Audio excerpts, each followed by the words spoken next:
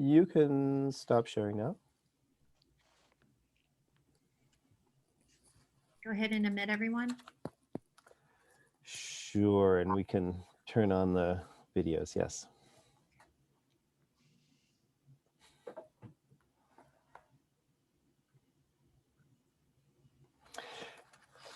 Good evening, everyone. I'm John Stewart and the Executive Director of the Miami Beach Urban Studios, and I'm an Associate Dean for Cultural and Community Engagement at FIU's College of Communication, Architecture, and the Arts. And on behalf of FIU and my colleagues from the Betsy Hotel, I want to welcome you to our 43rd Monday night, Zen and the Art of, where we zoom into your homes to bridge the miles that have risen between us during COVID-19. Tonight, our focus is on world travel as it impacts those in the LGBTQA+ space. We'll get very briefly into international laws, mentioning countries with laws that protect and destinations with laws and without laws that don't protect enough. And we'll hear directly from an intergenerational brain trust of LGBTQA+ travelers who are also activists. They'll talk about their own experiences and then share their views on areas of global advocacy that they believe must be addressed to make the world safe for everyone. And because one of our special guests, George Neary, wrote the book on what makes Miami Beach one of the best places in the world for LGBTQA+ travelers, we'll touch on that as well. As usual, I invite you to send me questions that I'll try to pose to our guests after 7:30. And if you send us your email, if you send me your email address, I'll be sure to pass on your questions to any of our three guests if they remain after the Q&A period. So just one more thing before we move forward. Let me take a moment to thank two of our special FIU discipline area partners who helped us spread the word about tonight's program to alums and current students. One is Dr. Michael Chang, Dean of the Chaplin School of Hospitality and Tourism Management, and Dr. Erica Jane Friedman, Associate Director of the LGBTQA initiatives in the Department of Academic Affairs. Now, it's my extreme pleasure to introduce my partner in crime in this series. And you used to really hound me for saying partner in crime, Deborah, because that's not so zen, but Deborah Briggs, VP of Arts and Community Engagement at the Betsy. Over the past decade, Deborah and her family, who own the Betsy, have generously advocated in the LGBTQA+ space, and that includes embracing the regional community as well as travelers coming to the area in arenas that include arts and culture programming and so much more. So Deborah will introduce our guest and we'll get the program underway in earnest. Deborah, it's always great to see you. I know it's Monday night if you're on the other end of our Zoom Zen session. Exactly. So welcome everyone. I'm delighted to be here on behalf of the Betsy Hotel family, as well as my colleagues and friends who care deeply about these causes. That's pretty much everyone I know, and that includes some additional community partners as well, which I'd like to mention now. These are organizations that helped us build an audience for tonight, not mentioned in order of importance because they're all important to us. The City of Miami Beach Department of Cultural Affairs, the Arts and Business Council of Miami that has come on this week as a partner for all of the events that remain this spring semester, the Miami-Dade Gay and Lesbian Chamber of Commerce, the International Gay and Lesbian Travel Association, the Greater Miami and the Beaches Hotel Association, and the Greater Miami Convention and Visitors Bureau, and the Greater Miami Beach Visitors and Convention Authority. Thank you everyone for coming on board and agreeing with us that exploring LGBTQA+ issues related to travel is very important. And here's what we're going to talk about tonight. Though it is the 21st century, and many of us here tonight live on the liberal side of the spectrum, where differences are embraced, traveling while LGBTQA+ is not always easy, not always safe, and not always what you might expect. And most important, we're underscoring this tonight, it's not the same everywhere. In researching the topic for tonight, I'll let you know that you can find articles with this title everywhere on the internet. quote, "Gay travelers risk their life and safety at home and abroad when they travel." Doesn't sound good. So to provide a baseline for elevated conversation, I just wanted to share a little factual information gathered by Asher and Lyric Ferguson, who blog about staying safe while traveling. They studied 150 world destinations. I'm going to sort of subtitle this, Did You Know? So did you know that in 2019, Sweden was named the most LGBT-friendly country in the world? Canada ranked second safest, followed by Norway, Portugal, and Belgium. The UK is sixth safest on the list. And the US, guess what, is 24th. And that's because gay rights vary from state to state. Here are the top 5. California, we all know the city of San Francisco has the highest LGBT population in the USA. And it has hate crime protection in place to protect against hate and bias crime based on sexual orientation and gender identity. The state of Washington, Minnesota, Colorado, and New York, the same, all with hate crime legislation in place. So how about the worst states to travel? And again, this is according to Asher and Lyric Ferguson. So Alaska, Alabama, West Virginia, Arkansas, and Montana. And that would be because there is no legislation in place that protects LGBTQA plus travelers as they travel. And now, because we're proud about how Miami and Miami Beach, and trust me that George Neary will tell you more, here we are to get started. Miami attracts more than 1 million LGBT visitors a year. The Miami area as a whole has been gay friendly for decades and is one of the few places where the LGBTQ community has its own chamber of commerce. The Miami-Dade Gay and Lesbian Chamber of Commerce, MDGLCC, is one of our sponsors tonight. And it's the largest chamber of its kind in the country. Miami Beach has been flying the rainbow flag for decades and passed Florida's first permanent ordinance banning discrimination on the basis of sexual orientation in 1992. So I've laid out the subject matter, just a little bit of a backdrop, a platform on which to have a conversation. Let me introduce you to our 3 special guests. Here is how Barry Hoy describes himself. Barry is a Canadian currently living in New York. He fell in love with traveling the first time he flew to Hong Kong when he was a child. And since then, he's been exploring new destinations each year. Barry loves experiencing different cultures and also trying local food.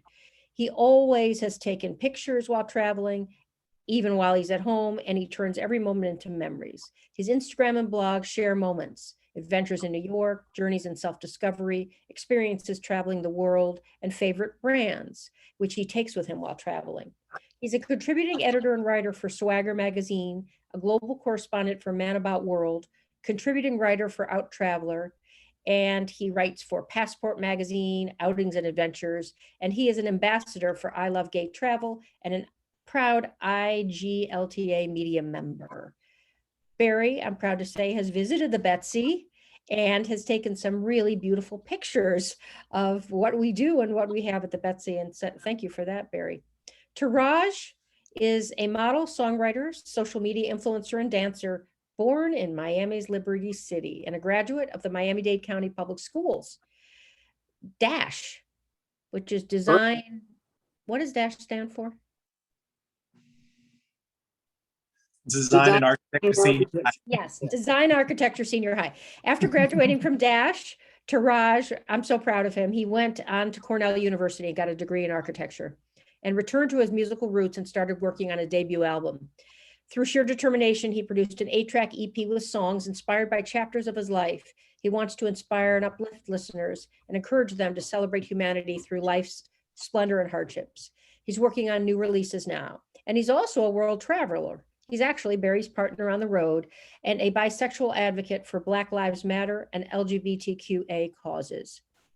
And now our master Miami Beach guy, George Neary, is a historian, preservationist, marketer, and promoter, ingredients for a first-rate ambassador of our Magic City. He's created a tour company called Tours R Us, curating tours that concentrate on the historic communities of Miami Beach, the Art Deco District, Mimo Resort Architecture, Wynwood, etc. And it includes Overtown, Coconut Grove, and beyond. He was previously Associate Vice President of Cultural Tourism at the Greater Miami Convention and Visitors Bureau, in charge of the creation and implementation of arts and culture programs for Miami-Dade County. George has traveled the world for Miami and spreading love and learning about the arts globally.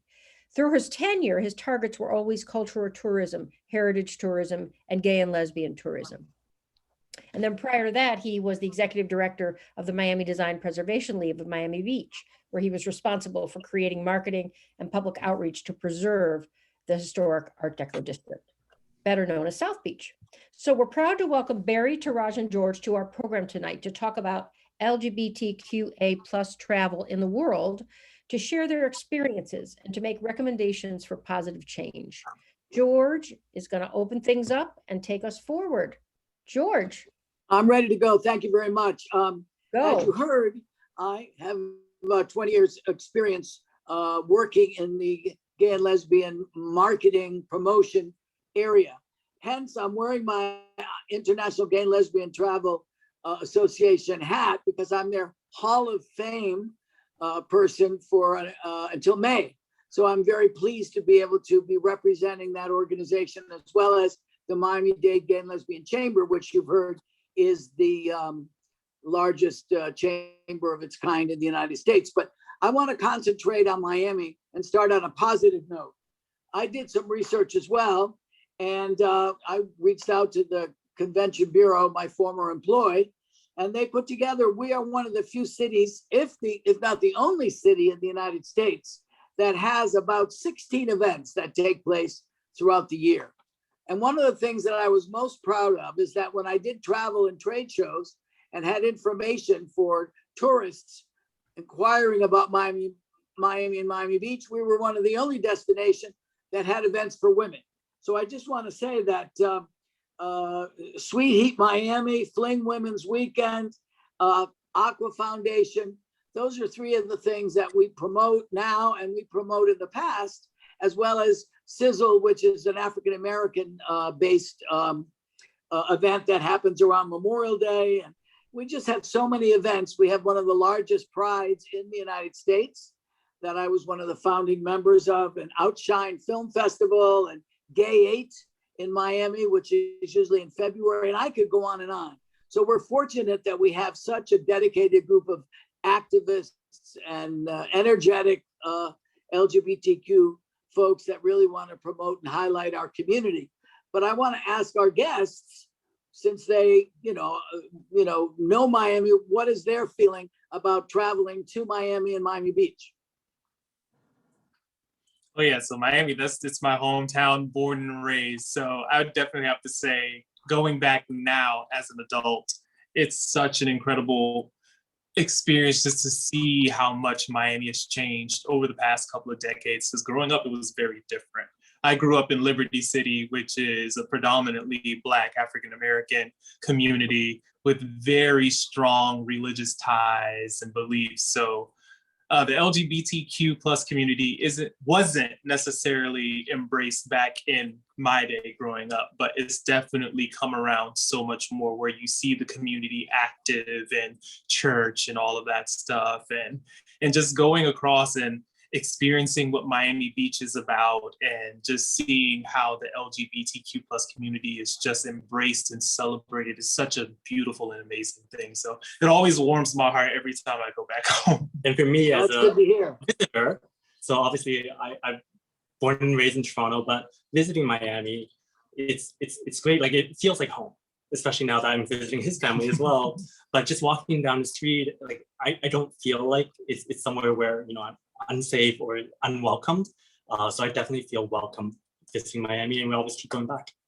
And it's a beautiful, it's a place where you don't even get the gaze, like the staring gaze. And it's incredible that you could just be 100% your authentic self. So.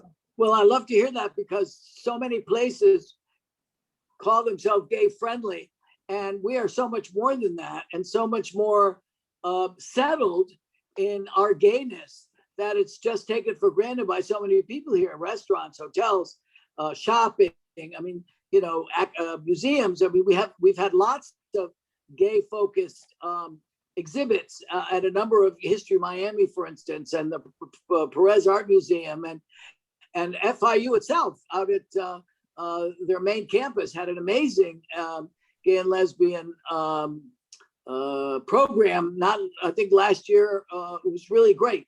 So I second what you're both saying, and it's just a wonderful community to live in, and we're so welcoming. So I'm glad that you have that feeling.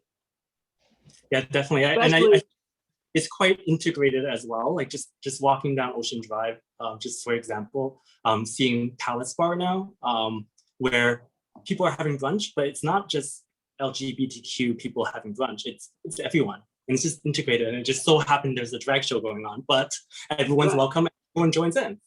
Well, it's kind of the way I feel during Gay Pride, which is in April.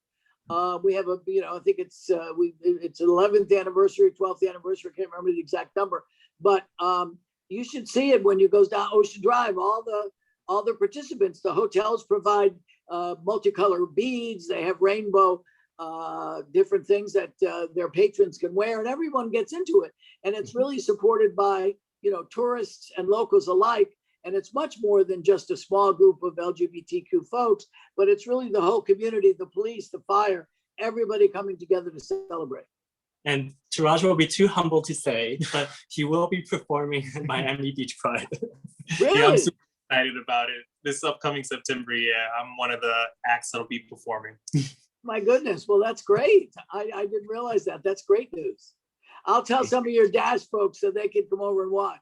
Oh, yes. Oh, yeah. You better believe I'm going to have it everywhere. Everybody's going to know. He'll be performing, and then George will be in the backstage having cocktails. How about that? Yes, I love that. I love that. Well, let me ask you, what are some of the challenges do you think now in gay travel in a general sense, beyond the good news of Miami and Miami Beach? Oh, it's like where to start. I guess just to open it up, there's at least 72 countries where same-sex relations, homosexuality is still illegal or criminalized. And it's interesting for me because I want to tie this back to home, because like Miami is just representative of such a melting pot of so many different people, so many different cultures, and so many different beliefs. And a lot of those people come from a lot of these countries where homosexuality is still criminalized. And just for us personally, one of the difficulties is doing research and knowing where you'll actually be safe to be yourself while traveling, and knowing some of the local laws so you don't necessarily put yourself, for lack of a better phrase, in harm's way, or you do something that might land you in prison or get arrested. You're suggesting that travelers do some research before they go to a particular country and find out what some of the rules are or the regulations, so they don't find themselves in an uncomfortable situation. Most definitely.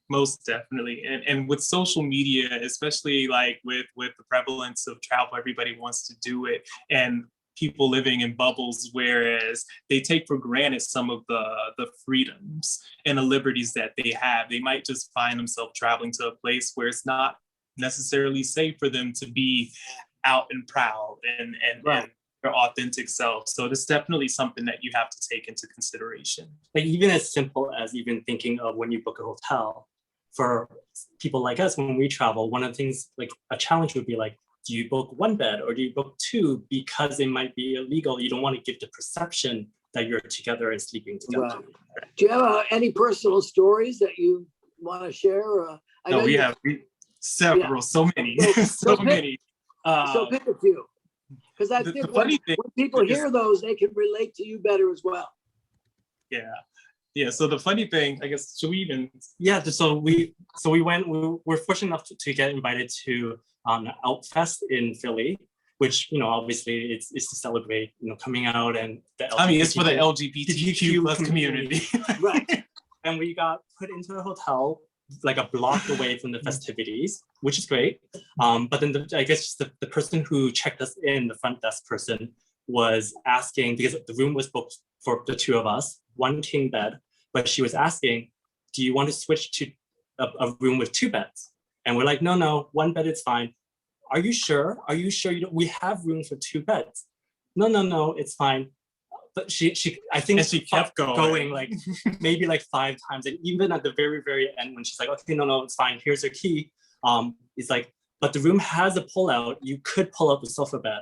Yeah. So it was just very adamant in terms of like, are you sure that you want one bed? And this is for Outfest, a block away from the festivities. Well, can I just interject?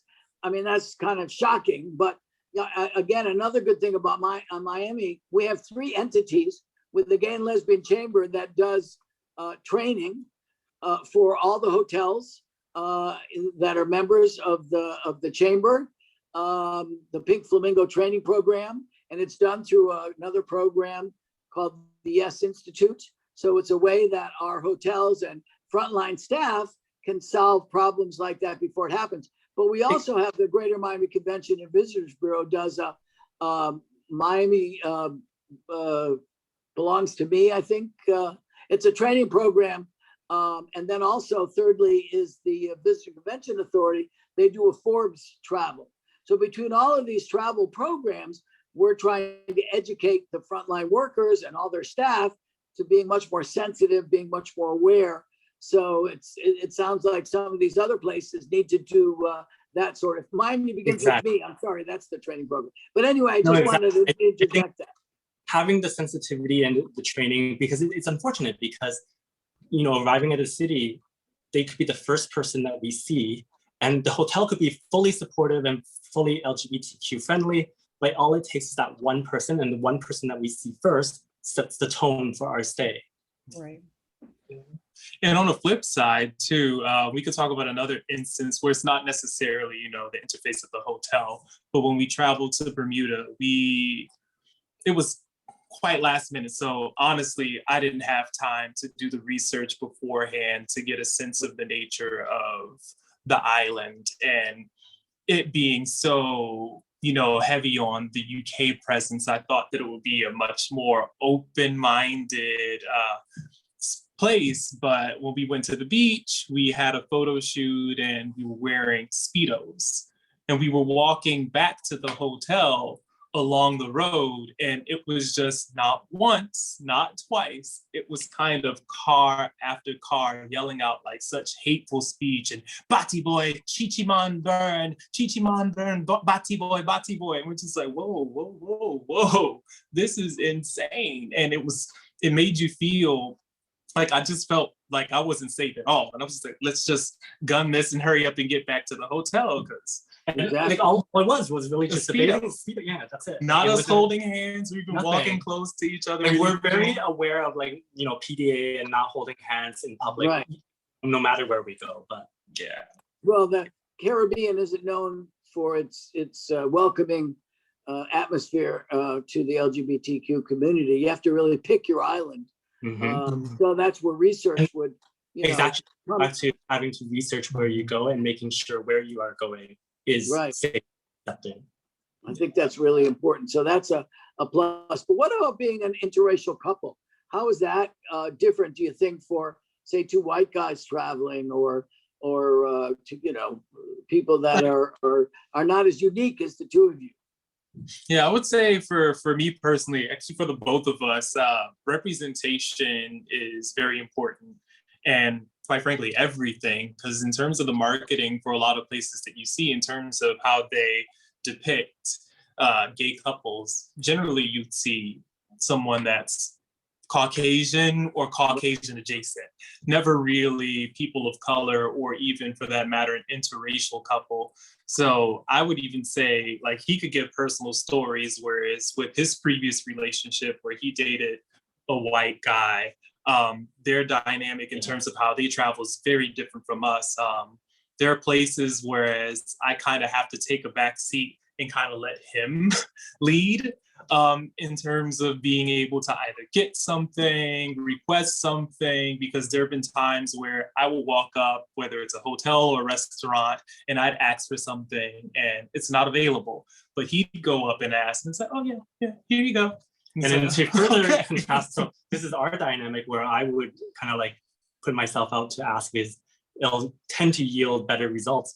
But then with my ex, who is white, when I used to travel with him, then I can see kind of the flip side where he would go ask and he'll get whatever results and I wouldn't. So it's kind of like just the dynamic of who you're traveling with.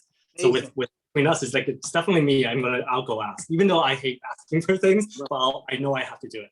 And even something as simple as us being together at the airport, or sometimes checking in at a hotel, or even waiting in line in a restaurant. They don't even know that, or they just assume that we're separate parties. Like even when we're standing close to each other, talking to each other. So for one, it's like, no, actually, the both of us were together. So that also, definitely plays a dynamic in it. Yeah, and it's just funny also because like I have a story when I traveled to London like maybe a decade ago with my ex. We went to a gay bar, and it's just funny, like, you know, London, very progressive. But then when I went to the restroom, someone went up to him and was like, "So did you go to Thailand recently?" Like implying that he got me somehow from Thailand, and it was like he kept asking about like going to Thailand and, you know, where I'm from. But it's like so weird, and this is London, like where you think it would be, you know, very, very accepting. No, it's amazing. I mean, I follow all that. It's just shocking because so many of us aren't really aware. Well, I hope people out there listening who have an opportunity to internalize some of this, because maybe you're going to be doing training or doing some other kinds of things where you can learn from your experience and then, you know, fold that into the kind of training they're doing so other people can learn more than just making the same mistakes over and over. And so have you noticed a difference when you travel, George? Like kind of like even like, you know, previously versus like today? Is there a change? Night and day. Oh my God. I mean, yeah, I'm from the dark ages. Are you kidding me? I mean, you know, but no, I mean, I think and it's because part of it can be attributed to greed, to be honest, because people know that the gay and lesbian dollar is there and people want a share of it. So, but if they don't do it right, they're not going to make that happen. But it's just that so many communities have grown up and matured and want to be welcoming to everyone. And so I think that, so, I mean, I know the Caribbean, how difficult that is because I've lived there myself. So I know somewhat of what you're describing, and that was 40 years ago. So I don't know that it's improved necessarily. So again, I would encourage travelers to make sure they know where they're going, to do their research. But there's just so many. I was going to ask you, so what are some of your favorite vacation spots, either together or separate, that you really enjoy? I would have to say the first thing that's top of mind for me, which is super interesting because when we went to Kenya for his birthday 2 years ago now, almost 2 years ago now, it's a place where same-sex relations, homosexuality is illegal. It is criminalized. And if you're caught in the act, I think it's punishable. How many years? It's 14 years in prison if you're simply caught in the act. But when we went, it was the most amazing experience because this is where the training and the sensitivity, I guess, came in. The hotels were so welcoming. It was almost to the point where they were encouraging us to just display. Because we were taking pictures, you know, for Instagram or whatever, and it was very much like, can we help? You know, oh, you should do this. Like they were really into like seeing us together. Yeah, and so many, oh my gosh, you're so cute together, etc. And it was just like even beyond that too. We had a chance to go and actually spend some time with the locals, and it was minimum at least 25 gays from the city of Nairobi, and they were just sharing stories about where they've come from and where they're going and how hard they're fighting to where homosexuality is detached from stigma and all the things that they're doing just to acclimate people to just getting used to seeing those types of relationships. And it was just incredible. They took us to like these expat bars. Because there isn't really like actual gay bars. Yeah. So because obviously they're not allowed, but then expat bars, like this corner, like this weekend it will be this bar and this corner, and then like next weekend will be another expat bar, you know, and they just kind of like all communicate and know where to go. It was quite amazing. Yeah. And they had something literally every single day of the week. So it was amazing to just see such a lively and vibrant and thriving LGBTQ plus community in Kenya. And this is interesting Well, because that's where you sounds wouldn't, great.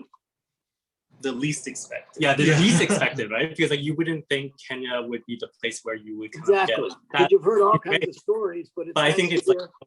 I wouldn't say that would be the experience for everyone going there. So like, you know, everyone Right. that's listening, it could be different. Again, you had to do your research, and we were cautious going in. We were, you know, a little bit concerned. But I think it also depends on like kind of like the hotel that you're booking. So again, research. Yeah. Well, I think what's exciting is our community is a travel-focused community. Gays and lesbians and LGBTQ folks are very loyal, and so continue to frequent places that we've been treated properly, and our word of mouth, good or bad, is important to us. And I know you guys with your blogs and all your writing, you know, you have a really important way to highlight the goodness and maybe some of the not so good. So it behooves travel spots to really up their game, because they need to be able to do that to be able to continue to attract the affluent, the well-educated, the LGBTQ, all of these folks that want to enjoy and have a spectacular visit. So, I mean, that sounds, you know, it's just nice to hear a positive story. Yes, for sure. And you, George, you mentioned like before, like just joining this call that you've been to Hong Kong a couple of times. How did you find the LGBTQ community there when you were there? It was very welcoming. I enjoyed, I think food is one of the most important aspects of that community. So I love Chinese food and so people enjoy you enjoying what they have. And so it's wonderful for you to be taken out to dinner, to a meal where you can appreciate them through food, if that makes sense. And they feel the joy that you have, and it sort of goes back and forth. But yeah, I felt, I visited gay bars there and met, lots of Asians, not just Chinese, but, mainland, Hong Kong, Taiwan, and, very welcoming. All around the world. Yes. So, I mean, I was there a number of times and really, really enjoyed the experience and would go back in a minute. In fact, Chinese New Year was just last week, and I have a friend who's Chinese Honduran, and he took me to a 100% Chinese restaurant in Sunrise.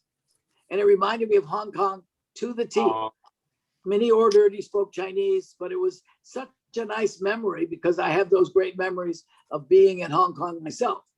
Oh, that's great to hear. I only ask because like my family's from Hong Kong, so I always I'm curious like how other people perceive the city. So I've been back many times, and obviously like having family there, they're a little bit more kind of like accepting, but like we don't talk about it. So it's kind of weird because like I went with Teraj maybe a couple of years too. Yeah, it's like 2018.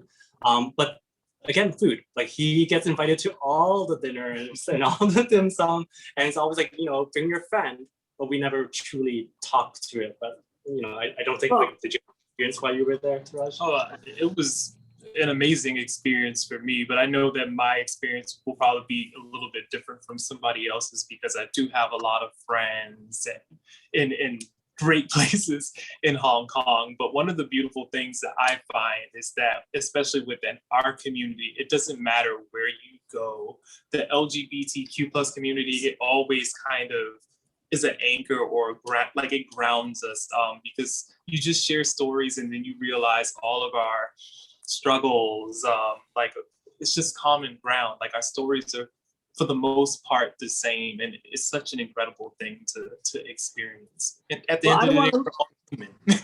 No, it's true. And I want to mention, because we haven't really referred to it, is the importance of the things that our community sees that other people don't see, like architecture, like design, like culture.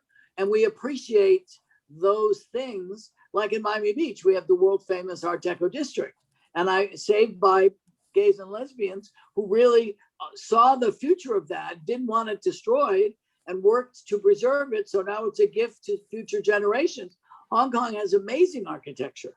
And that's, you know, I did take a tour with someone and, you know, with the different architects and the different buildings, and it was joyous because there's a lot of the old and yet there's, you know, a lot of the new. So Hong Kong has, beyond the culinary, which we talked about, it also has some amazing architecture as well.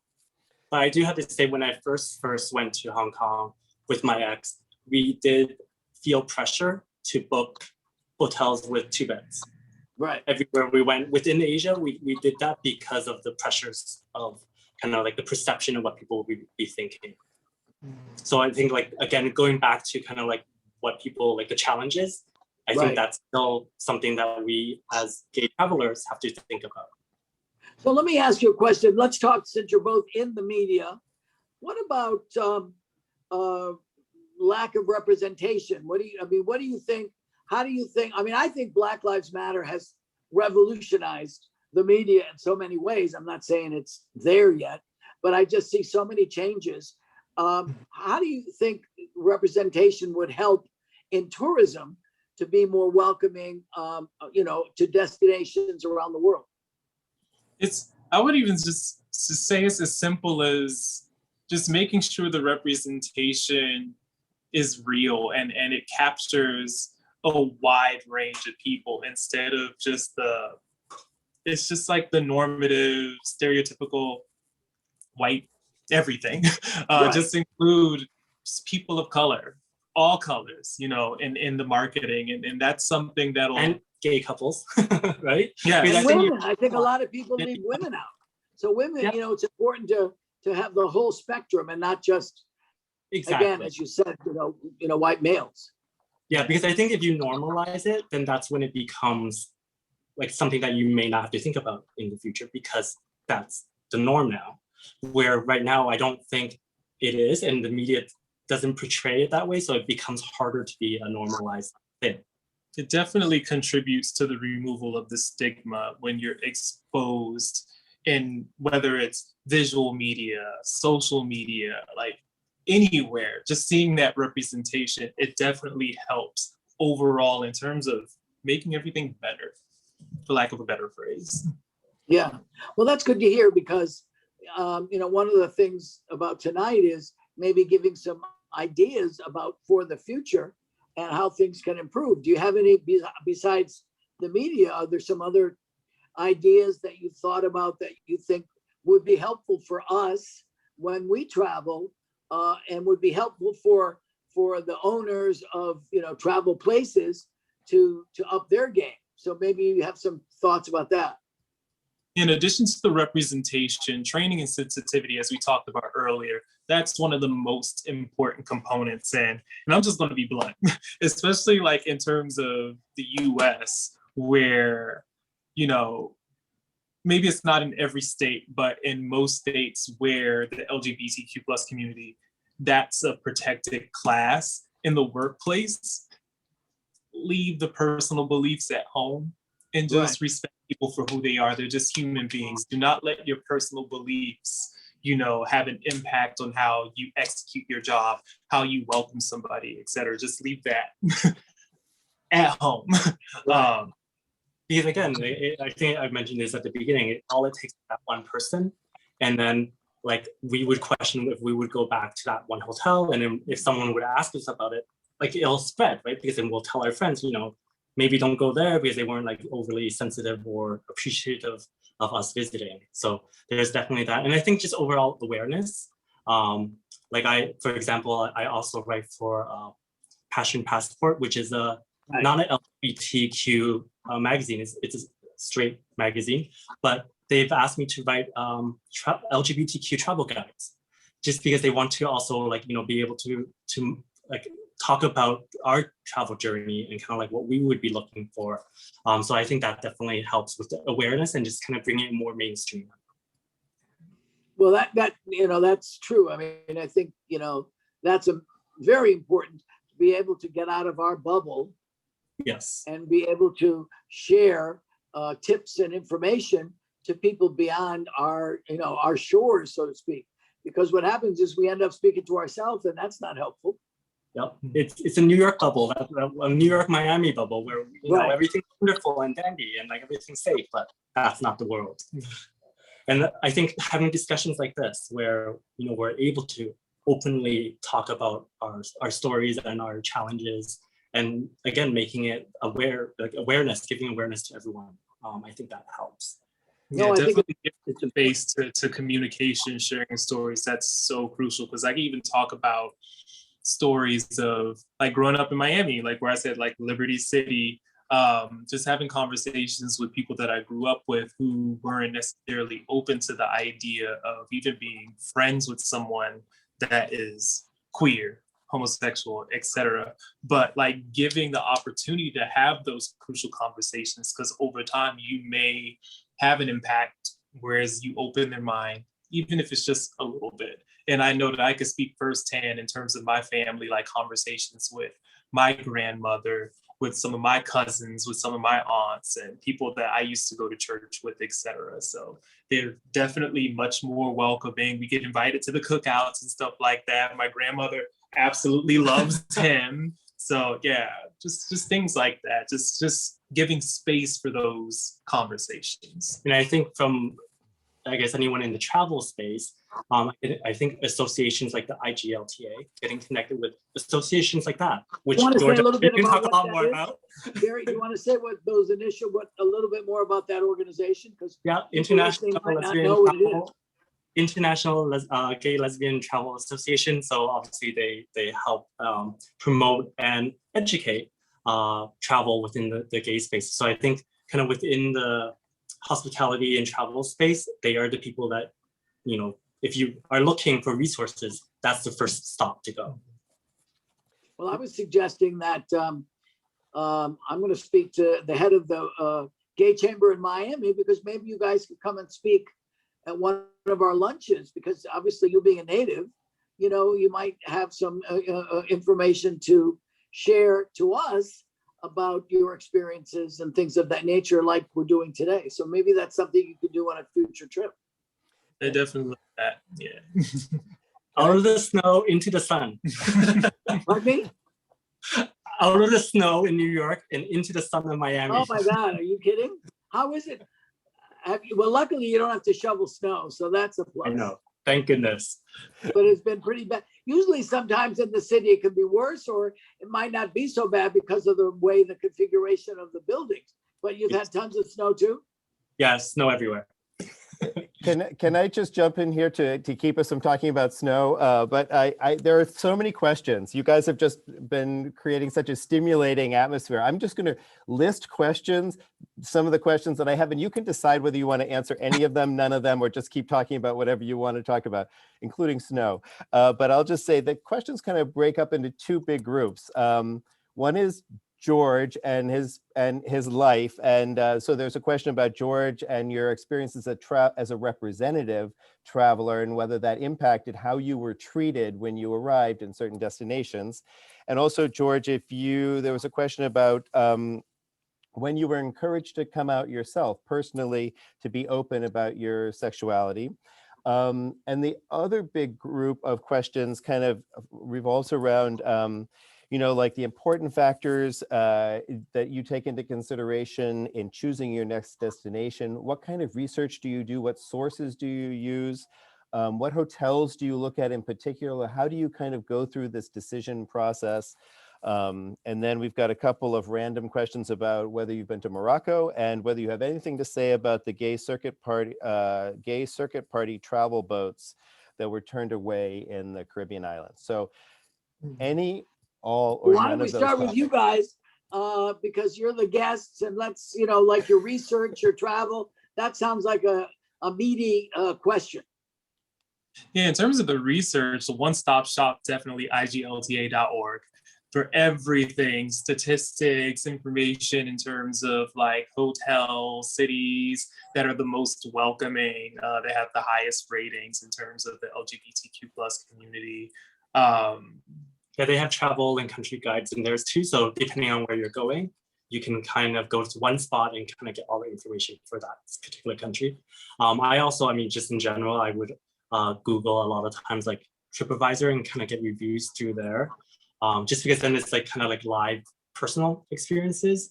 And depending on the country, like if it's like Kenya, before going there, I went to multiple sources because it was a place where, one, I'm not familiar with, and two, I know it's, you know, a little bit like touchy in terms of like our situation and like being illegal. So I wanted to confirm what is okay and what's not okay. And we also reached out to some friends as well. So word of mouth, I think, is another good source. Like if someone's been there, I think that's the best reference. If you need something that's super high level, you could also check out like a podcast. I'm the host of Gay Travel Today. You could get all the info in a bunch of cities that are super LGBTQ friendly as well. Small plug. No, but that's important, because people, you know, are not as knowledgeable as us, perhaps, or worried about where they're going. So these are good ways for them to, for us too, to do some research about, you know, how welcoming is this town or city or country. So it's important. Mm-hmm. Yeah, and I would just add that, like, when you're doing research, if you're picking a place to go, you know, if they're not overly welcoming to LGBTQ travelers, do you really want to go and spend your money there? Is another factor that you might want to consider. Because you're kind of like, you're able to use your pink doll to kind of like help make change by going to places that are welcoming. Yeah, that's true. Yeah. And George, there was another one for you. I only listed two. I forgot the other one was asking you specifically about untapped opportunities for LGBTQA+ destination marketing. Well, first of all, I'll answer the question that I like the best, which was about promoting Miami around the world and the reaction. When I got this job in 1998, I would tell people that I was in Miami and they felt sorry for me. But as Miami changed into this world-class destination, people then became jealous of me, because I would say I was in Miami Beach, and they were like, "Oh, you're lucky." So, and as the gay community grew in Miami Beach as well, and you know, and Miami with events on both sides of the water, it became a place that people, thanks to celebrities and thanks to TV shows and movies and all this media coverage, a place that people wanted to come visit over and over. I mean, one of the most famous events that hopefully will be resurfaced is the White Party, which is, you know, I think 35 years old. And it was at Fiscaya, this amazing historic home property that really set the stage for what happened in Miami, and all these other events, many of them came from there. So for me, it always was a place that was easy to market, easy to showcase. We had classy materials, and I think people really were interested in seeing and coming and joining. And then when our Basel came, you have that combination of LGBT and culture, and you can't beat that. And people want to come for that particular time. And then the Wine and Food Fest, or the Wine and Food Festival.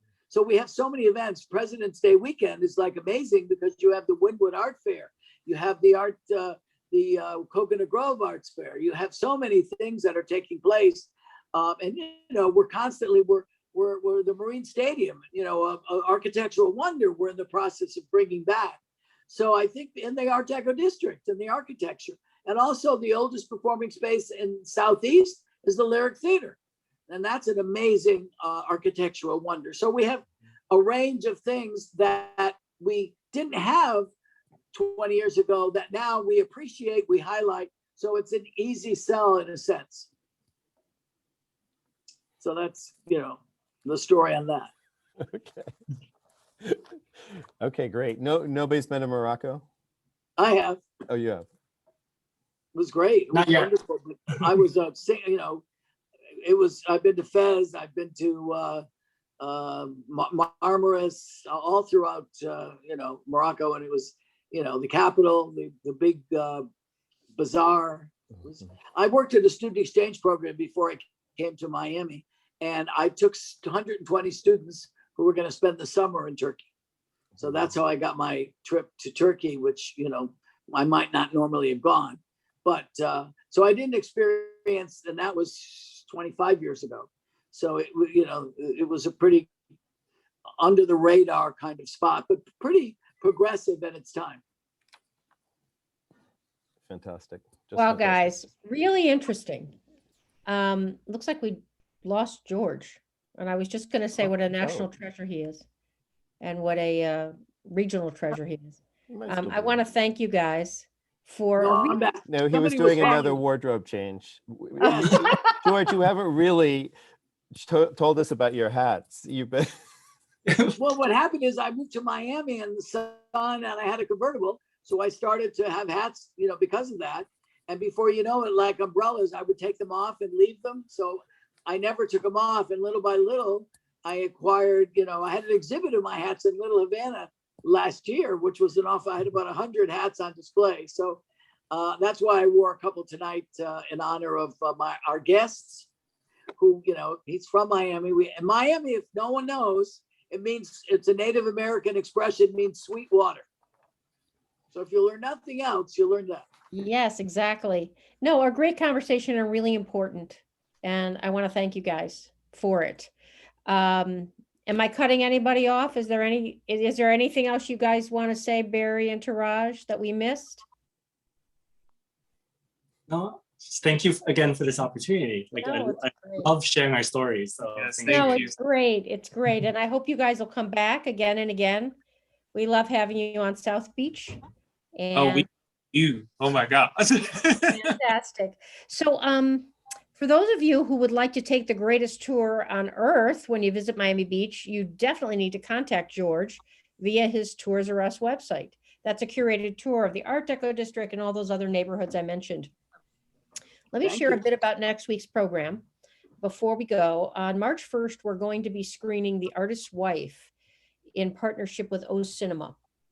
The format of the evening is always slightly different when we screen movies, in that we send out access information when you RSVP. Everybody watches the movie at 7 on their own, and then we gather afterwards for a talk back about the subject matter in the movie at 8:30. The Artist's Wife is about issues related to Alzheimer's, as well as things that ripple out from that experience between the patient, the caregiver, and the community. There's also a component of the film that focuses on women's empowerment and the decision a caretaker, who is also a wife in this case, makes to either pursue her own work or to let that go, to care for an ill partner. And very interesting, we're going to feature 2 special guests for that talk back that follow the movie, to include flutist and former arts and culture host of CBS Sunday Morning, Eugenia Zuckerman, and Dr. William Vega, who's a distinguished professor and senior scholar for community health at FIU. He's also a member of the Us Against Alzheimer's Advisory Board. Eugenia Zuckerman has just written a book of poetry about her own experience with early onset Alzheimer's. It's a beautiful book, and it's called Like Falling Through a Cloud. I encourage you to join us, and if you can't for some reason, to buy her book. It will really touch you. She is just beginning her Alzheimer's journey, and she can really reflect on it in real time. John, I'll pass it back to you. Well, okay. Well, thank you very much. And thank you guys. This was a great conversation. I love the dynamics. I hope you have a great time up playing in the snow next weekend or whatever, and then come down and spend lots of time down here with us. George, thank you as always. So I'm going to invite everybody on the call to unmute and to say thank you and good night. And that's how we can. Oh, actually, was I muted that entire time or no? Did No. No. Okay, just asked everybody to unmute if they wanted to. So Thank you, everybody. It was exciting, Yes, wonderful. Thank you. Glad to meet you too. Thank Thank you, you guys. It was a Thank pleasure. you. Thank you. Great Thank you, guys. stories. Very interesting. Thank you very Very much. interesting information. Very interesting. Thank you. Well done. Well done. Yes. Thank Well you. done. Did George leave? No, I'm here. Oh, good. Okay. You can't leave until the host. I mean, your host. I'm here. Jonathan, you think I'm Jeff controlling. is there. That was strange. Yeah, Deborah, you can't. Show us another hat, George. I can leave. Yeah, George, a goodbye hat. Come on. I have one. Where are you? I got. All right. Take care, everyone. Ed, take care of yourself. Barry and Trey, this is Alan Beck. I was really surprised to hear about your experience at the Philadelphia Hotel. It's such a gay, wonderful, welcoming city. And it just was really shocking to me. It was shocking for us too, especially given the nature that we were there for Outfest. And at the hotel, they were even provided with our welcome drink. It was full of Rainbow things. everything. Wow. Rainbow. I personally think it's just that one person. So Yeah. again, like, it's all it takes is that one person. But we had a great time there. Other, In New York That's next such an month. important I'd like to lesson. hear more. yeah, that is an important lesson. All it takes that one person. Right. Everybody counts. Yeah. Everything everyone does. Yeah. Yep. Take right. care, everyone. Good Stay night, safe. everyone. Thank you, thank you. Bye-bye. Thank See Thank you you at so Gay much. Pride, you Yeah. guys. Yes. See you in September. Take care, George. Cocktails. Yeah. Good night. Good night. Good night, buddy.